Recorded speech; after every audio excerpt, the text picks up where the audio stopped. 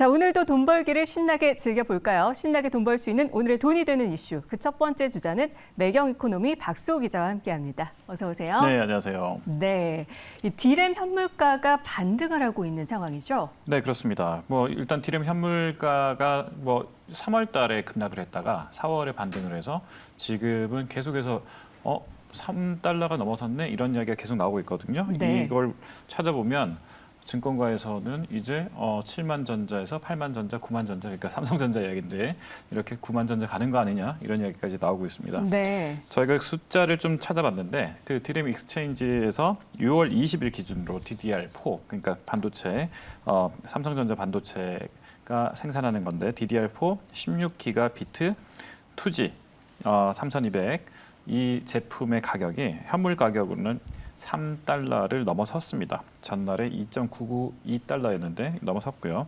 또 그 21일에는 3.024달러. 그러니까 점점 더 오르는 거죠. 살짝. 네. 또 DDR4 1기가비트 3200. 이건 역시 21일에 0.618% 올라서 2.932달러. 그러니까 약간 저사양이긴 합니다만 이것도 올랐습니다. 이런 것들을 보면 DDR4가 삼성전자 그리고 그 SK 하이닉스에서 주력인 메모리 반도체인데 이 가격이 반등했다. 여기에 좀 시사점이 있겠죠. 네, 디램 현물가가 잇따라 오르고 있는 모습인데요. 9만 전자요. 이렇게 솔깃해하시는 분들 꽤 있을 텐데 이 반도체 현물 가격의 의미가 뭔지 왜 대표적 시장 선행 지표로 꼽히는 건지 궁금합니다. 이게 이제 현물 가격이라는 게 이제 대리점. 그러니까 우리로 따지면 지금 현재 팔리는 가격인 겁니다. 그러니까 그 왜 생산할 때 이제 공장에서 나갈 때의 가격이 있잖아요. 공장도 가격. 네. 그런데 현물 가격하면 최종 소비자들이 이렇게 서로 주고받는 가격인데 그래서 이 삼성전자가 반도체 감산을 공식화했었을 때가 1분기였지 않습니까?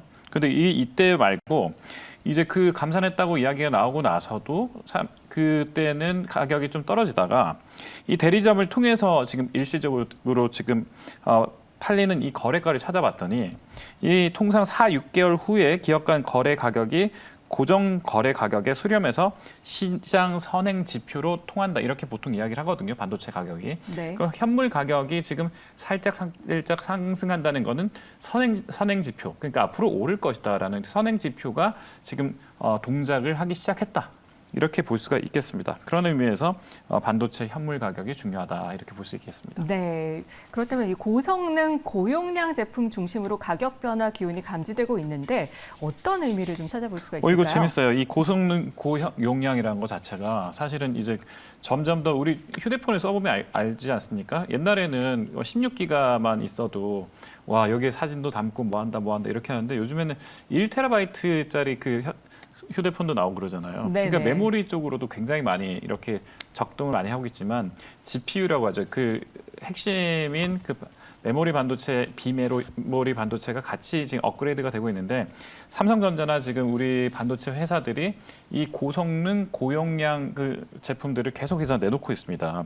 그래서 이 제품들이 이제 제값을 찾아가고 이 제품을 많이 지금 이제 주문하는 업체들이 생기기 시작하니까 고성능, 고용량 제품에도 지금 현재 많은 기대를 걸고 있는 겁니다. 네, 그렇다면 이번 반등 조짐이 특히 고성능 디램 제품군에서 나타나고 있다는 점에서 주목을 해봐야겠는데 디램 중심 가격의 반등이 삼성전자 그리고 SK 하이닉스 주가에 미치는 영향을 좀 짚어주시죠. 어떨까요? 일단 증권가에서 네. 그 작년 말만 해도 9만 전자, 10만 전자 이런 이야기 잘 안 나왔잖아요. 네. 그런데 올해 지금 최근 한 달 사이에 증권가의 5개 증권사가 삼성전자는 9만 5천 원에서 9만 8천 원 사이 거의 9만 전자까지 간다 이런 이야기들을 지금 하고 있습니다.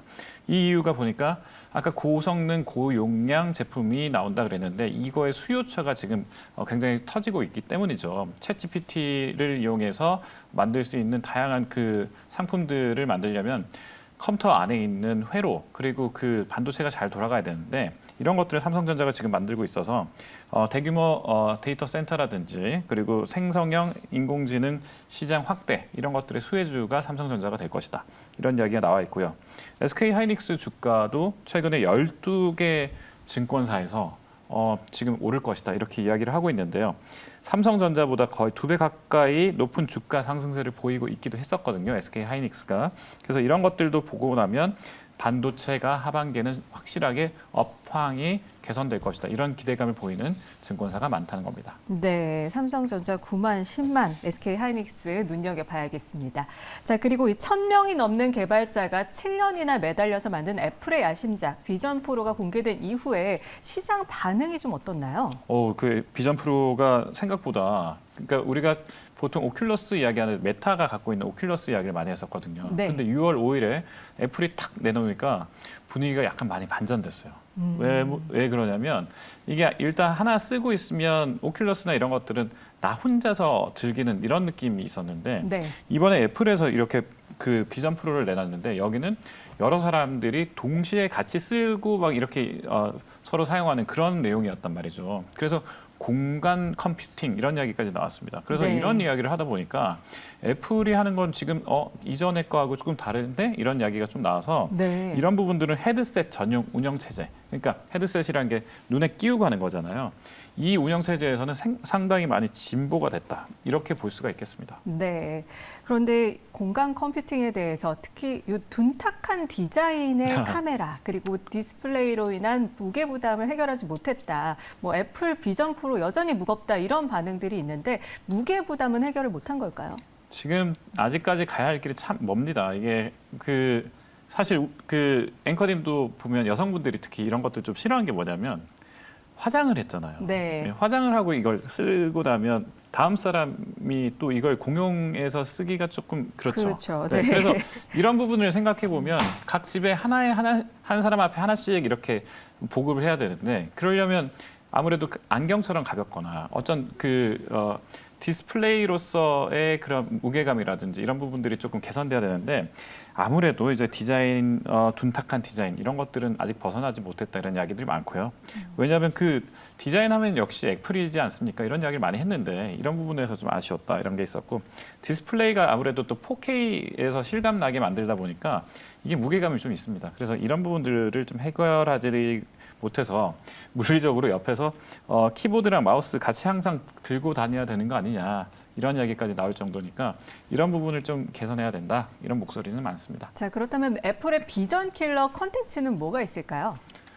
아직 애플도 사실은 iOS 상에서 지금 우리 옛날에 많이 했지만 그 드라마라든지 영화 이런 것들 본격적으로 컨텐츠를 애플 내에서 지금 담고 있지 않습니까? 그래서 이런 부분들을 계속 활성화하면 여기에 VR 그러니까 이제 확장 현실, XR 이런 것들까지 포함하면 여기에서 굉장히 좀 실감나는 영상을 즐길 수 있을 텐데 아직까지는 이 AR, VR과 관련돼 있는 핵심 컨텐츠를 많이 보유했느냐? 그건 좀 어렵습니다. 그래서 애플도 유니티, 디즈니와 협업해서 컨텐츠를 만들겠다 이렇게 선언 정도만 한 거라서 이제 앞으로 이게 확산되려면 사실 볼거리가 많아야 되지 않습니까? 이 부분들은 좀 극복해야 할 과제입니다. 네. 자, 그리고 일본 증시 얘기를 좀 해보겠습니다. 올 들어서 일본 증시가 33년 만에 최고치를 갈아치웠고 또 미국 투자은행 골드만삭스가 도쿄 증시 우량주로 구성된 토픽스 지수의 목표치를 더 올려서 관심이 뜨거운데요. 이 골드만삭스가 토픽스 지수 목표치를 상향한 배경은 어디서 좀 찾아볼 수 있을까요? 일단 앞으로 더 갈 일이 많다 이런 이야기일 수밖에 없겠죠. 네. 이제 일단 여름 기간에 근데 골드만삭스가 한 이야기는 이런 건 있습니다.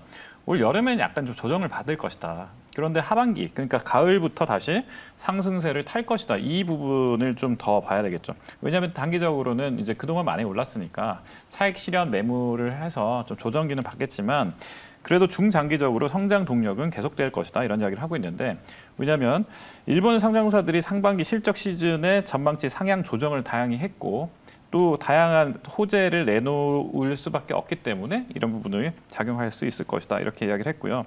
이 주가 순자산 비율 여전히 싸다 이런 이야기도 있습니다. 그러니까 PBR이 주가 순자산 비율이잖아요. PBR이 1 이상으로 상향하는 방안을 찾으라고 도쿄증권거래소가 지금 계속 이야기하고 있거든요. 그러니까 주가 부양을 하기 위해서 그동안 저평가됐던 PBR 1 이하인 회사들을 1 이상으로 끌어올려라 이렇게 이야기하는 것만 봐도 각 회사들이 그만큼 더 노력할 수 있기 때문에 골드만삭스 역시 이쪽으로 키우려고 할 것 같습니다. 네, 말씀하신 대로 그런 부양책으로 기업들이 어떤 행보를 좀 보이고 있을까요?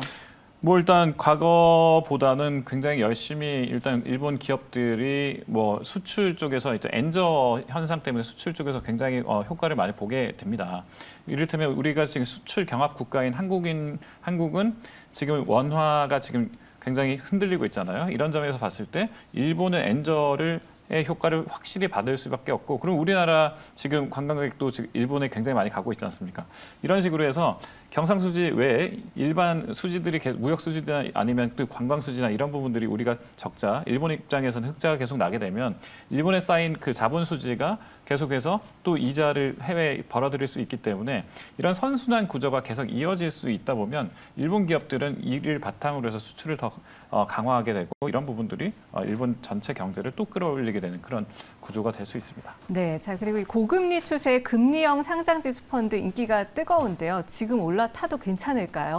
어떤 배경일까요? 일단 고금리 때는 네. ETF가 좋을 수밖에 없는 게, ETF가 사실 상장 지수 펀드잖아요. 그러니까 증권처럼 사고 팔 수 있습니다. 특히 그리고 국내에 지금 상장돼 있는 금리형 투자 ETF 11개 종목이 다 순자산 총액이 10조 원을 초과했습니다. 육박했습니다. 그러니까 이게 이제 그 CD 금리 1종, 그리고 한국 무위험 지표 금리 2종, 미국 무위험 지표 금리 5종 해서 총 8개 상품이 경쟁에 뛰어들고 있는데, 이게 금리형 ETF가 좋은 게 오를 만큼 오른 높은 금리에 연동돼서 쏠쏠하게 금리 혜택을 볼 수 있기 때문입니다. 그러니까 넣어놨는데 이거 자체로도 5% 뭐 4% 이렇게 그 은행이 주면 이거 그대로 따라가는 겁니다.